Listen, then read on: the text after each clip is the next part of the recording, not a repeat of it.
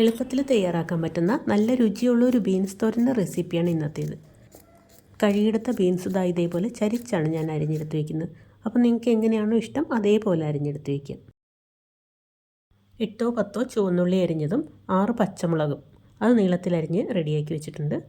ഇനി ഒരു നുള്ളു ജീരകവും ഒരു വലിയ കഷ്ണം വെളുത്തുള്ളിയും അത് ചതച്ചെടുത്ത് വയ്ക്കണം. അരമുറി തേങ്ങ ചിരകി അതുകൂടി എടുത്ത് വയ്ക്കാം. ഇനി ഒരു കടായി അടുപ്പത്ത് വെച്ച് അത് ചൂടായി കഴിയുമ്പോൾ വെളിച്ചെണ്ണ ഒഴിച്ച് കൊടുക്കാം. 1/2 ടീസ്പൂൺ കടുകും ചേർത്ത് കൊടുക്കാം. ഇനി കടുക് പൊട്ടിക്കഴിയുമ്പോൾ ആ ചതച്ച് വെച്ച വെളുത്തുള്ളിയും ജീരകവും കൂടെ ചേർത്ത് കൊടുക്കാം. അരിഞ്ഞു വെച്ച ഉള്ളി, പച്ചമുളക്, ഉണക്കമുളക്, കറിവേപ്പില ഇതൊക്കെ ചേർത്ത് നന്നായിട്ടൊന്ന് ഇളക്കി ആ ഉള്ളിയൊക്കെ വാടിക്കഴിയുമ്പോൾ നമുക്ക് ബീൻസ് അരിഞ്ഞ് ചേർത്ത് കൊടുക്കാം. ഇനി ഇതിനാവശ്യത്തിനുള്ള ഉപ്പും ചേർക്കാം, മഞ്ഞൾപ്പൊടിയും ചേർക്കാം. 1/2 ടീസ്പൂൺ ഉപ്പാണ് ചേർക്കുന്നത്, 1/4 ടീസ്പൂൺ മഞ്ഞൾപ്പൊടി. എല്ലാം കൂടെ ഒന്ന് മിക്സ് ചെയ്ത് കൊടുക്കാം. ഇനി ബീൻസിൽ ആ ഉപ്പും മഞ്ഞളും ഒക്കെ നന്നായിട്ട് പിടിച്ച് കഴിയുമ്പോൾ ഒരു 4-5 മിനിറ്റ് അടച്ച് വയ്ക്കാം. ഇപ്പോൾ വെള്ളം ചേർക്കുന്നില്ല. ഇനി ആവശ്യമുണ്ടോയെന്ന് തോന്നിക്കഴിഞ്ഞാൽ ഒരു 2 ടേബിൾ സ്പൂൺ വെള്ളം ഒന്ന് ഒഴിച്ച് കൊടുക്കാം. ഒത്തിരി വെള്ളമൊന്നും ചേർത്തിട്ടല്ല ഇത് വേവിക്കുന്നത്.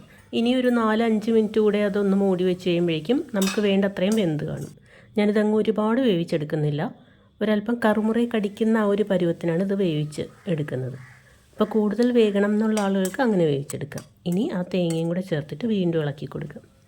ഇനി ആ തേങ്ങ കുറച്ചൊന്ന് വെന്ത് കിട്ടണം. അതിനായിട്ട് വീണ്ടും അടച്ചു വെച്ച് ഒരു 3-4 മിനിറ്റ് കഴിയുമ്പോൾ ഒന്നുകൂടെ ഒന്ന് ഇളക്കി കൊടുത്ത് അതിൻ്റെ ഉപ്പൊക്കെ ഒന്ന് നോക്കി ഇനി സ്റ്റൗ ഓഫ് ചെയ്യാം.